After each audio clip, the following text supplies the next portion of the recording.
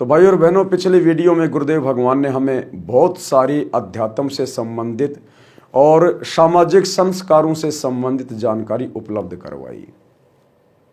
किस प्रकार से हमने समाज में अपने बच्चों का विवाह करना चाहिए, समाज में जिस प्रकार से देखा देखी, पाखंड, आडंबर, परंपरा और रीति रिवाजों में उलझकर इंसान बैल बन चुका है।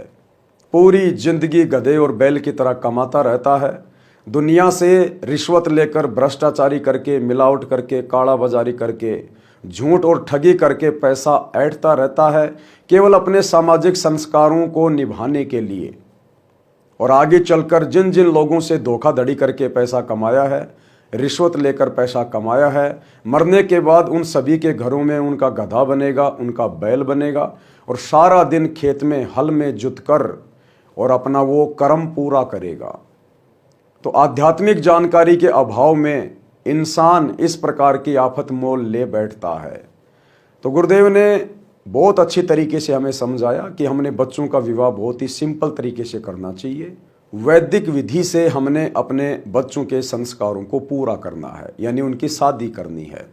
और वो वैदिक विधि पूरे विश्व में वर्तमान में केवल सतगुरु रामपाल जी के अनुयायी ही कर रहे हैं।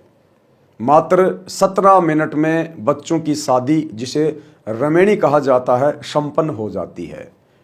ना डीजे, ना भाती, ना बाराती, ना किसी प्रकार का लेना देना, ना दहेज, ना सोना चांदी, ना विशेष चटकीले और भड़कीले वस्त्र। सिंपल तरीके से बहन बेटियां ससुराल जाती हैं, किसी प्रकार का कोई झमेला नहीं।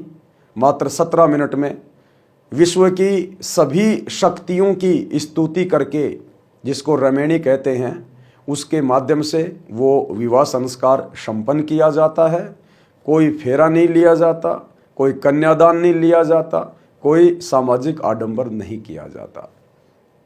तो आप जब ये पुस्तक पढ़ेंगे या जो वीडियो बनाए जा रहे हैं, आप इनको शुरू से पढ़ेंगे तो आप जियों को सारी बातें तरतीब वाइज समझ में आती चली जाएंगी।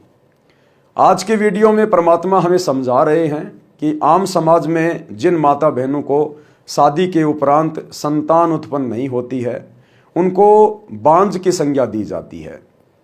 ये आध्यात्मिक ज्ञान की कमी है। आध्यात्मिक दृष्टि से जिन माता बहनों को शादी के बाद संतान नहीं होती है, और यदि उन माता बहनों को पूर्ण गुरु से नाम उपदेश प्राप्त हो जाए, सच्ची भक्ति मिल जाए, तो उन माता बहनों जैसी उत्तम आत्मा इस संसार में कोई और नहीं है। क्योंकि शादी के बाद बच्चे केवल उन्हीं माता बहनों को नहीं होते हैं जिनका पिछले जन्म जन्मांतरों का किसी भी आत्मा के साथ कोई संस्कार बाकी नहीं होता है। बाकी जिनके 2 बच्चे हैं, 4 बच्चे हैं, 8 बच्चे हैं, लड़का है, लड़की है, कोई माता पिता को दुखी कर रहे हैं, कोई सुखी कर रहे हैं, कोई घर छोड़ के भाग रहे हैं, कोई गांव की लड़की लेके भाग रहे हैं, माता पिता की इज्जत जो है मिट्टी में मिला रहे हैं। यानी जिनके बच्चे हैं, उन माता पिता के पिछले संस्कार अभी शेष हैं।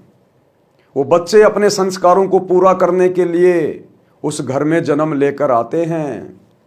यदि पिछले जन्म में आपने किसी को दुखी कर रखा है, तंग कर रखा है, बेवजह आपने किसी को परेशान कर रखा है, तो इस जन्म में वो आपकी संतान के रूप में पैदा होगा और वो अपना बदला लेगा।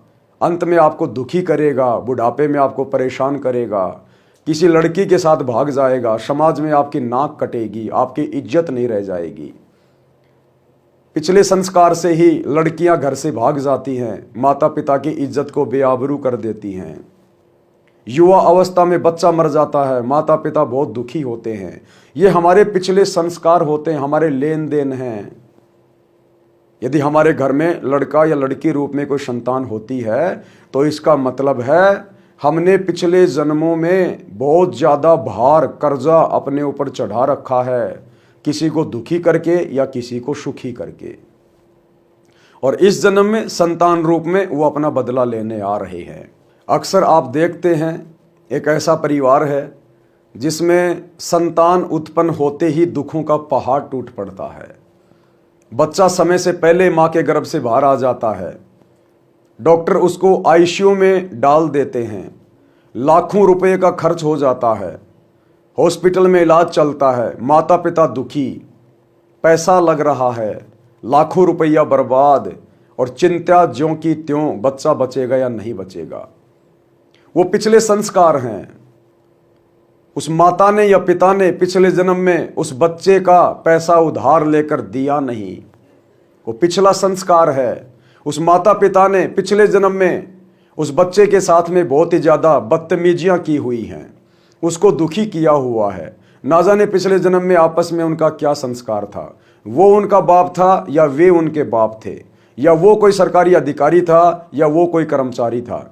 लेकिन इस जन्म में वो अपना बदला पूरा करने के लिए, अपना ऋण चुकता करने के लिए उसके घर में उसके बच्चे के रूप में पैदा हुआ है, और पैदा होते ही माता पिता को दुखी करना शुरू कर रहा है। पैसे से भी उनको दुखी कर रहा है, और चिंता भी अपने बच्चे को लेकर माता पिता को बनी रहती है। तो भाइयों और बहनों, घर में संतान का उत्पन्न होना, अच्छी का या बुरी का, ये हमारे पिछले संस्कार होते हैं। परमात्मा कहते हैं, एक लेवा एक देवा दूतम, कोई किसी का पिता नहीं पूतम, ऋण संबंध जुड़े सब नाता, अंत समय से 12 बाटा। और जैसे ही उन बच्चों का अपने माता पिता से संस्कार पूरा हो जाता है, पिता मरने के बाद कहीं चला जाता है, वो बेटा बेटी मरने के बाद कहीं चले जाते हैं, उनका पता भी नहीं चलता है।